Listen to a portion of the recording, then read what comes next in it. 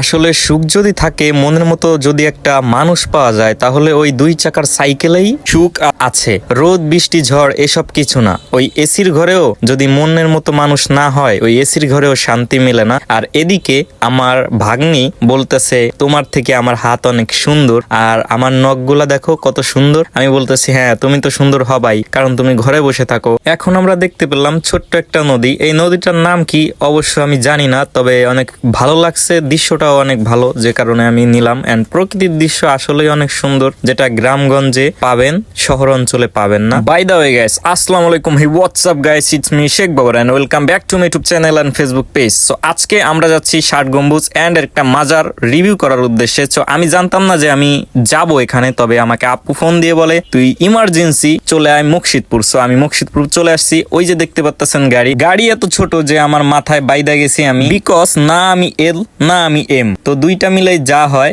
M L. দেন ওই সব কথা বাদ দেই। সো আজকে আমরা যাচ্ছি, আপুরা যাচ্ছে, আমার ভাগ্নিরা যাচ্ছে, আমার দুলাভাই যাচ্ছে। সো চলে আসলাম আমরা এখন মাজারে। আমি কখনো আসি নাই, লাইফের ফার্স্ট টাইম। এন্ড দেখতে পাচ্ছি তার স্বামী তার ছবি তুলে দিতেছে। অবশ্য আমি জানি না তারা গার্লফ্রেন্ড বয়ফ্রেন্ড কিংবা স্বামী স্ত্রী, কোনোটাই আমি জানি না। যাই হোক, হযরত পীর খানজাহান আলীর মাজার এটা। আমি অত পড়া পড়তে পারবো না, কারণ ওইটা কালি শেষ হয়ে গেছে হয়তো, এই কারণে বোঝা যাইতেছে না। আর এই যে হচ্ছে সামনের দিকটা, আর এইটা হচ্ছে মেইন গেট। এখন আমরা চলে যাব ওই ঘাটলার কাছে। আর এই ঘাটলায় নাকি কুমিরও আসে, তো আমি জানি না যে এখানে কুমির আদৌ আছে কিনা। যাই হোক, আমি একটা ইন্টারেস্টিং বিষয় এন্ড একটা টপিকের কারণে আমি এই ভিডিওগুলো করছি, না হলে আমি ভিডিও করার কোনো ইচ্ছা ছিল না, আর ভিডিওটা করতামও না। অনেকে বলে এই দিঘিটা নাকি এমনিই হয়েছে, মানে কেউ বানায় নাই। ষাট গম্বুজ যে মসজিদটা, ওইটাও নাকি গায়েবী ভাবে হয়েছে। আমি অবশ্য জানি না, তবে আপনারা যদি কেউ জেনে থাকেন অবশ্যই কমেন্ট করে জানায় দিবেন। দেন এখানে সবাই আসে, কলেজ স্কুল এন্ড সব জায়গার মানুষই এখানে আসে, বিশেষ করে যারা এইসব মানে। আমি কাউকে ছোট করতে চাই না, আর ছোট করার কোনো ইচ্ছাও আমার নাই। এখানে দেখতে পাচ্ছেন তাসনেহা এবং ভাগনা এখানে পানিতে পা নাড়াচাড়া করতেছে, কারণ ওরা অনেক খুশি, বিকজ তারা অনেকটা পথ পাড়ি দেওয়ার পরে হচ্ছে এই মাজারে আসছে। সো আমরা এখন চলে যাব ষাট গম্বুজ মসজিদের উদ্দেশ্যে। সো এই যে একটা ফল, এই ফলটার নাম কি আমি অবশ্য জানি না, তাদের মুখ থেকেই আপনারা শোনেন। গোলপাতার ফল না কোলপাতার ফল সেটা অবশ্য আমি জানি না। যাই হোক, আমরা চলে আসছি এখন ষাট গম্বুজ মসজিদের সামনে। তো আপনি এই যে দেখতে পাচ্ছেন যে ওই যে ষাট গম্বুজ মসজিদ, সো এটাও নাকি গায়েবী ভাবে হয়েছে। আমি অবশ্য জানি না, যদি আপনারা কেউ জানেন অবশ্যই কমেন্ট করে জানায় দিবেন। দেন এই যে হচ্ছে ভিতরের দৃশ্যটা যদি আমি দেখাই, এই পাশে যে জাদুঘরটা আছে, এই জাদুঘরটায় আপনি কোনো ভিডিও কিংবা কোনো ফুটেজ নিতে পারবেন না, ড্রোন শট নিতে পারবেন না।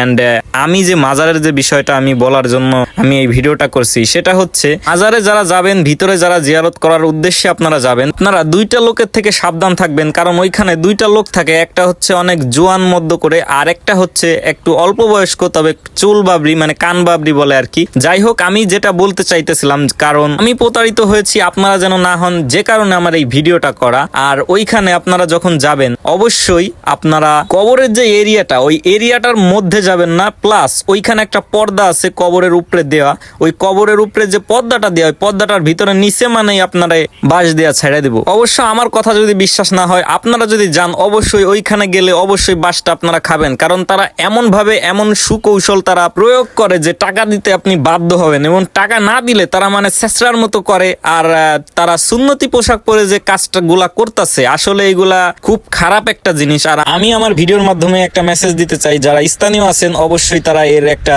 অ্যাকশন নেবেন, যেন আপনাদের এলাকার কোনো অসম্মান না হয়, যেন আর কোনো মানুষ প্রতারিত না হয়। আমরা এখন যাচ্ছি ষাট গম্বুজের মসজিদের যে এরিয়াটা, সেই এরিয়াটার মধ্যে এখন ঢুকলাম। দেন এখানে কোনো প্রতারিত হওয়ার কোনো সুযোগ নাই, বিকজ এটা মসজিদ, আল্লাহর ঘর মসজিদ। তো এইখানে সবাই দান করবেন বেশি বেশি, কোনো ব্যাপার না। এখানে দান করলে আল্লাহ খুশি হবে এবং আপনার মনেও একটা আলাদা প্রশান্তি আপনি ফিল পাবেন।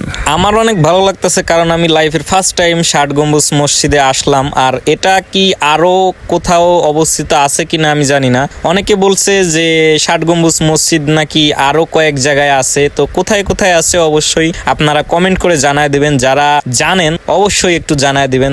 রাইট নাও গাইস, আমরা মসজিদের যে ঢোকার যে দোয়াটা, সেই দোয়াটা পরে ভিতরে ঢুকে গেছি। দেন আমাকে আমার বন্ধু বলে এই ষাট গম্বুজ মসজিদ, এই 7টা যে গম্বুজ আছে, এইটা নাকি গুণে নাকি বেশি হয়ে যায়, কারো কম হয়ে যায়, এটা নাকি সঠিকভাবে কেউ গুনতে পারে না। তো আমার প্রশ্ন হচ্ছে যে তাহলে ষাট গম্বুজ নামটা হলো কেন, যদি এটা গুনাই যদি না যাবে, আর যদি এটা বেশি বেশি হবে, তাহলে তো বেশি হবে। যাই হোক, আমি ওই বিষয়ে কোনো তর্কে যাইতে চাই না। তবে মসজিদটা মাশাআল্লাহ মাশাআল্লাহ অনেক অনেক অনেক সুন্দর আমার কাছে মনে হয়েছে। এবং আপনার কাছে কেমন মনে হয়েছে অবশ্যই কমেন্ট করে জানাই দিবেন। অবশ্য আমি জানি যে ভালো অবশ্যই লাগবে, কারণ যেহেতু আল্লাহর ঘর মসজিদ। এদিকে দেখতে পাচ্ছি তাসনেহা আর আরাফাত, ভাগ্নে এবং ভাগ্নি, তারা দুল খাচ্ছে। দুল না এটারে কি বলে আমি জানি না। যাই হোক, আমরা এখন বাড়ির উদ্দেশ্যে রওনা হয়ে যাব। সো ভিডিওটা কেমন হয়েছে অবশ্যই কমেন্ট করে জানাই দিবেন। এন্ড দেখা হচ্ছে অন্য কোনো ভিডিওতে। ততক্ষণ সুস্থ থাকবেন, নিজের খেয়াল রাখবেন। আর যদি ভিডিওটি ভালো লাগে অবশ্যই একটা লাইক করে দিবেন এন্ড কমেন্ট করে আপনার মতামতটি জানিয়ে দিবেন। এন্ড আমাদের পেজটাকে অবশ্যই ফলো করে রাখবেন। আর ইউটিউব চ্যানেলে দেখে থাকলে অবশ্যই চ্যানেলটা সাবস্ক্রাইব করে দিবেন।